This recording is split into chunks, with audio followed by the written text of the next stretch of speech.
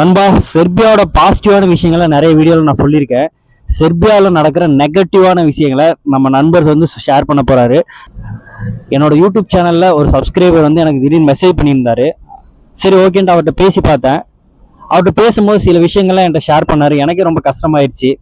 செர்பியாவில் வந்து இவ்வளோ கஷ்டமும் படுவாங்களான்ட்டு இந்த வீடியோவில் டீட்டெயிலாக எக்ஸ்பிளைன் பண்ண போறேன் நண்பா. இவர் வந்து என்னென்ன மாதிரியான கஷ்டங்கள் வந்து பட்டுட்டு இருக்காரு செர்பியாவில், இவருக்கு ஒர்க் எக்ஸ்பீரியன்ஸ் என்ன அப்படின்றத டீட்டெயிலாக ஷேர் பண்ண போறாரு நண்பா. வணக்கம் நண்பா, நான் தான் உங்க செர்பி தமிழன். எல்லாரும் எப்படி இருக்கீங்க? நல்லா இருக்கேன் நம்புறேன். வாங்க நண்பா, வீடியோக்குள்ள போகலாம்.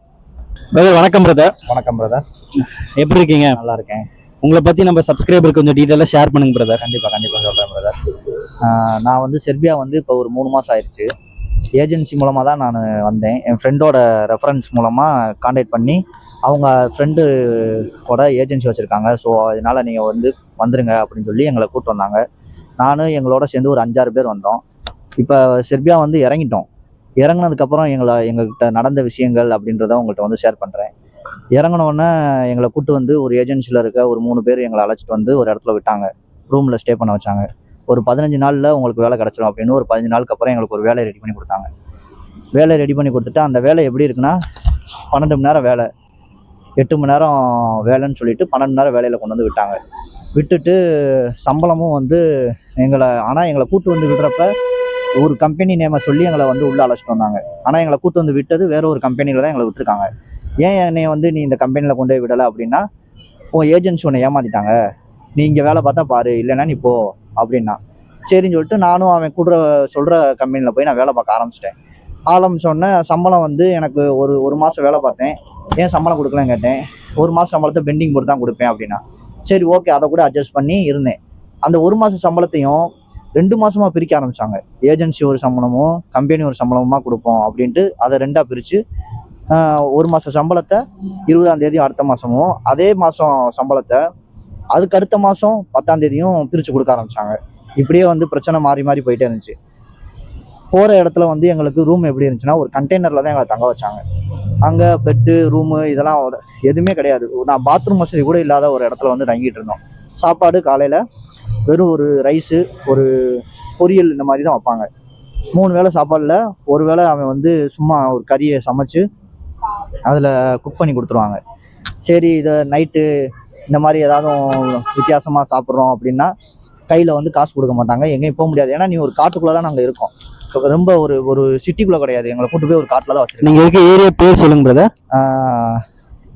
பாரிஸ் அப்படின்ற ஒரு பிளேஸில் இருக்கும். செர்பியாவில் பாரிஸ்ன்ற ஒரு பிளேஸில் இருக்கும். அதுக்கப்புறம் என்ன நடந்துச்சுன்னா, சரி ஓகே, சேலரி பற்றி நாங்கள் கேட்டோன்னே ஏஜென்சி வந்து எங்ககிட்ட வந்து சண்டை போடுறாங்க. எப்படின்னா, நான் வேலை பார்த்ததுக்கூடிய சம்பளத்தை தான் நான் அவன்கிட்ட கேட்குறேன். ஆனால் அவன் அதுக்கு நீ என்ன ரூடாக பேசுகிற, உன்னால் இதுதான் முடியுமா, நீ இதுக்கு மேலே உன்னோட லிமிட்டு கிராஸ் பண்ணுற, ஏன்னா நான் உழைச்சிருக்கேன், என்னோட உழைப்புக்கான சம்பளத்தை தான் நான் கேட்குறேன்.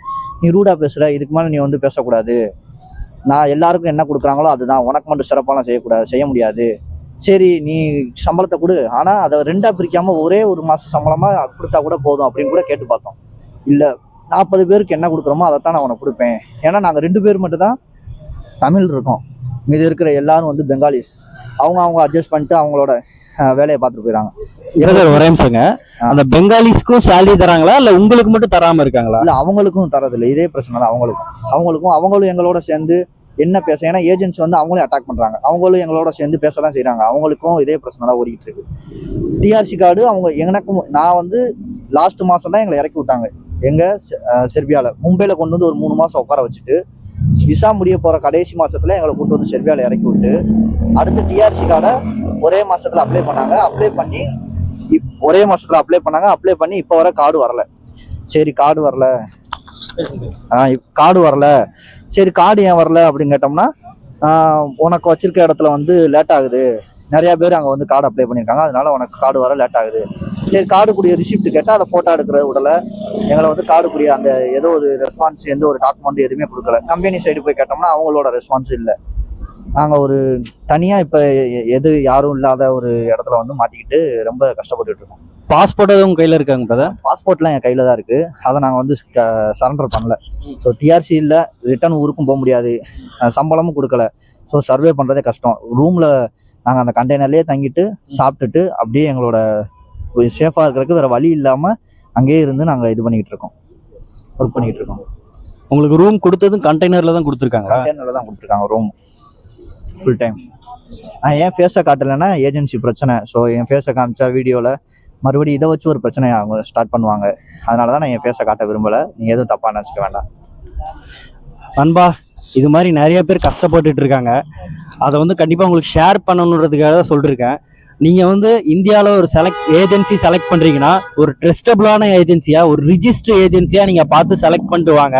ஏன்னா இங்கே வந்துட்டு நீங்கள் அவங்க கரெக்டாக ஜாயின் பண்ணி விட்டாங்கன்னா ஓகே. ஆனால் இது மாதிரி ஒரு ஏஜென்சி டு ஏஜென்சி வந்து அந்த ஏஜென்சி உங்களுக்கு ட்ரஸ்டடாக இல்லாமல் அவங்க வந்து எக்ஸ்ட்ரா அவங்கள வேலை வாங்கிட்டு அந்த சம்பளமும் உங்கள்கிட்ட கொடுக்காம அதையே அவங்களும் எடுத்துட்டு இருந்தாங்கன்னா ரொம்ப கஷ்டம். எத்தனை மணி நேரம் நீங்கள் வேலை பார்த்துட்டு இருக்கீங்க? 12 hours ஒர்க் பண்ணுறோம். ஓட்டி காசு எதையுமே எல்லாமே ஏஜென்சி எடுத்துக்கிறது. இப்போ உங்களுக்கு இப்போ நீங்கள் வந்து எவ்வளோ மாதம் ஆயிடுச்சு? உங்களுக்கு எவ்வளோ காசு இது வரைக்கும் கொடுத்துருக்காங்க? மாதம் ஆயிடுச்சு, 3 மாதம் ஆகி வெறும் 15,000 ரூபா தான் சம்பளம் கொடுத்துருக்காங்க. அதான் நம்ம ஊர் பணிக்கு சென்ட் பண்ணதில் ஒரு 10,000 ரூபா தான் காசு போயிருக்கு. 3 மாசமா ஒர்க் பண்ணி இவ்வளோ தான் கொடுத்துருக்காங்களா? நண்பா கேட்டுக்கோங்க நண்பா, இது மாதிரி கஷ்டப்படுறவங்க இருக்காங்க நண்பா. ஆனால் நான் இப்போதான் பார்த்து இப்போதான் பேசினேன் அவர்கிட்ட.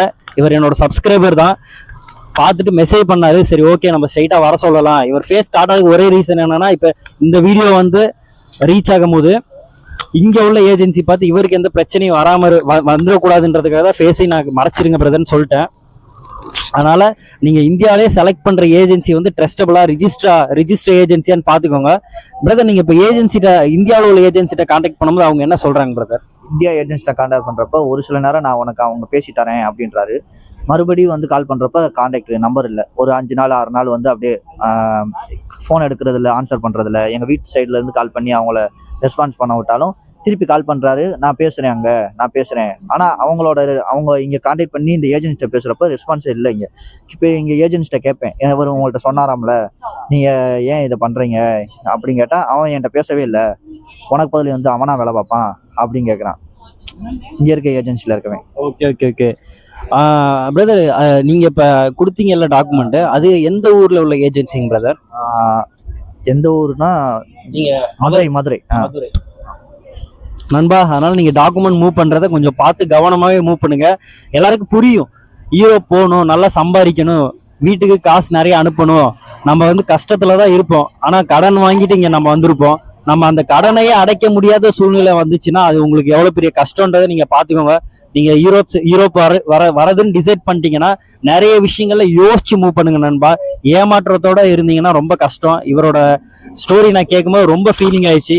இவருக்கு என்னால் முடிஞ்ச சப்போர்ட் கண்டிப்பாக நான் பண்ணுவேன் நண்பா.